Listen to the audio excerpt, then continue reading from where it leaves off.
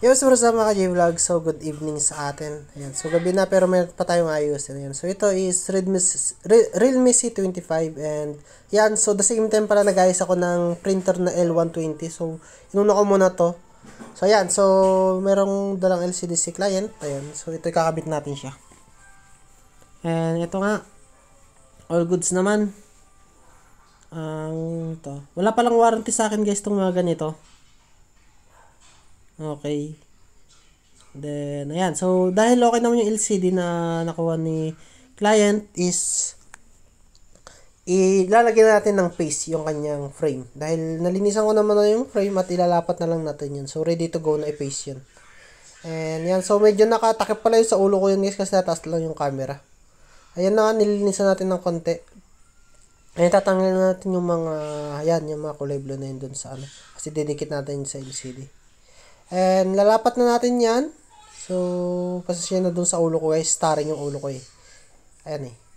Yan. So, yan. After natin may lapat yung LCD is lalagyan natin ng rubber band para papatuyuin mo natin. So, after natin siya patuyuin, ayan. Tinest naman natin na yung LCD. Goods naman. Wala naman tayong natamaan.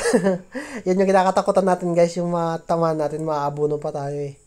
Ayan. So, okay na yan. And next is ibabalik natin yung kanyang mga cover. Ayan. So, binabalik ko muna yung fingerprint.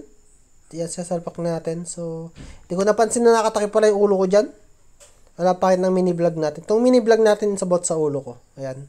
So, tinatighten ko na yung mga screw. At babalik natin yung mga tinanggal natin.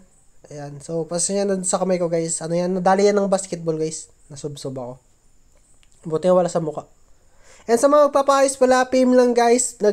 Gagawa din ako ng home service sa mga laptop, tsaka iba pa, cellphone, laptop. Depende sa sira guys, as long hindi naman gaano sa board, at alam ko naman pag sa board, goods naman. Pero pag yung mga sobrang lala na, nire-recommend ko na lang doon na lang kayo sa Pro Technician, okay? Sa mga bayan ganun. Kasi ako, lahat ng alam ko guys is self-learning lang, ayan. So, di ako nag-aral sa ano, as in talang more on experience lang ako guys. Ayun lang, inaayos ko lang talaga yung trabaho ko para ayoko din ng may bad feedback sa mga client ko. Kaya, ito, binibidyo ko para makita nyo kung paano yung ginagawa ko sa pag-aayos. And, ayun nga, may mga kilala naman akong nag-aayos, dun ko na lang kayo i-recommend na magpa-ayos. Once na sobrang lala na ng sira ng inyong mga cellphone. Pero, kung gusto nyo, pwede ko pa naman i-try. Baka magawan pa natin yan ng paraan bago nyo ipunta sa mga pro technician. So, yun lang. Thank you for watching. Thank you sa nagpaayos. Bye-bye.